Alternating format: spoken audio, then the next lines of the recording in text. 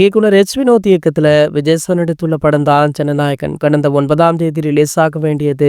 ஆனால் சிபிஎஃப்சி சான்றிதழ் அளிப்பதில் ஏற்பட்ட தாமதம் மற்றும் சில காட்சிகள் குறித்த ஆட்சேபனையால தயாரிப்பு நிறுவனம் கேவிஎன் புரொடக்ஷன்ஸ் சென்னை உயர்நீதிமன்றத்துல வழக்குமே போட்டாங்க. இந்த நிலையில நேற்று பிப்ரவரி 10 இந்த வழக்கு நீதிபதி பி.டி. ஆஷா முன்னிலையில விசாரணைக்குமே வந்திருக்கா. அப்போது சிபிஎஃப்சிக்கு எதிரான தன்னுடைய மனுவை தயாரிப்பு நிறுவனம் அதிகாரப்பூர்வமாக வாபஸ் பெற்றுட்டாங்களா. நீதிமன்ற போராட்டத்தை தவிர்த்துவிட்டு தணிக்கை வாரியத்தின் மறுஆய்வு குழு மூலம் சான்றிதழ் பெற முடிவு பண்ணி உள்ளதாக தரப்பு வழக்கறிஞர் விஜயன் சுப்பிரமணியன் தெரிவிச்சிருக்காரு. இந்த படத்துல ராணுவம் சார்ந்த சில காட்சிகளும் பிஜேபிக்கு எதிராக பல காட்சிகளுமே உள்ளதால அந்த காட்சிகளை நீக்கும்படி தணிக்கை குழு ஒரு சில நிபந்தனைகளுமே வச்சாங்க. சோ அதனாலதான் படத்துடைய ரிலீஸ்ல பல பிரச்சனைகளுமே இருந்தது. தற்போது அந்த காட்சிகளை கொஞ்சம் குறைச்சிருக்காங்களாம். இந்த படம் தற்போது மறுதணிக்கை செய்யப்பட்டு கூடிய விரைவிலேயே இதற்கான அதிகாரப்பூர்வ ரிலீஸ் செய்தி வெளியாகும் அப்படின்னுமே சொல்லப்படுது. இன்னொரு பக்கம் தளபதி ரசிகர்களோ